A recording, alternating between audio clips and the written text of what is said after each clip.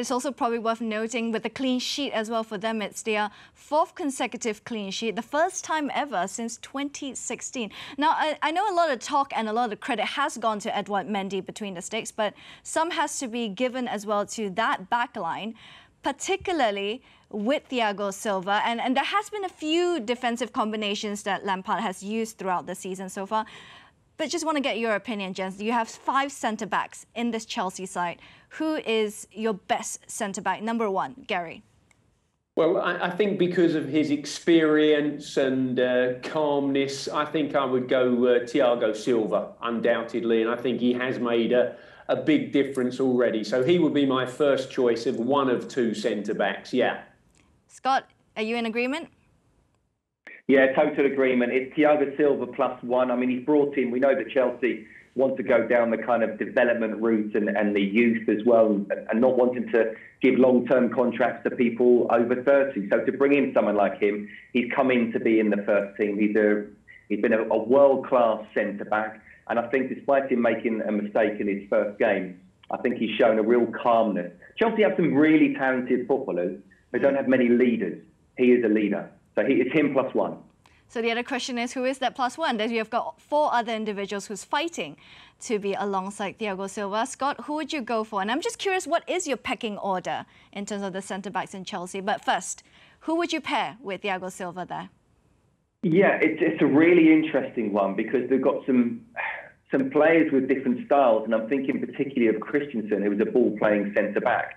And I know that Frank and Jody Morris rate him very, very highly. But I think when you've got 2 ball-playing centre-backs, I'm not saying it doesn't work, but you need one who certainly can be a proper defender, and the other 3 are, you're talking Tomori, Rudiger, and also Kurt Zouma as well. You know, and I think out of those, quite clearly, Antonio Rudiger is out of favour.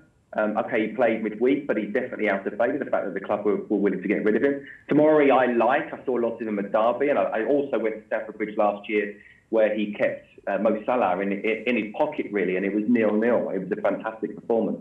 But I would go for Kurt Zouma. I think his power, his dominance, we saw what he's like going forward for set pieces. He's brilliant going back at set pieces, defending those as well. I think he is liable to a mistake. I'm not suggesting in any way this is a Terry and Carvalho relationship here. But I do think if you're saying Thiago Silva +1, at the moment, I'd go for Kurt Zouma.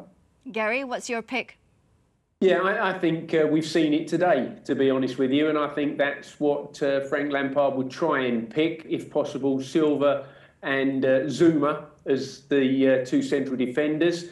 I think Tomori is still for the future. Yes, Christensen is more of a ball-playing central defender, I would agree.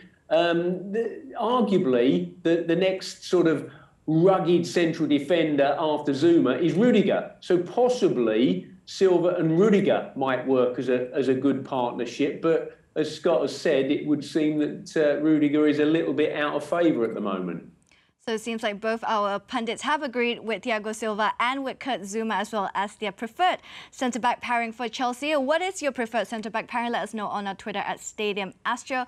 It probably also helps the fact that all 3 of them, as in Silva, Zouma and Edouard Mendy as well, all speak French, and it's probably really helping that chemistry in that defence as well for Chelsea. But with 5 centre-backs in this squad, is that too much, Scott?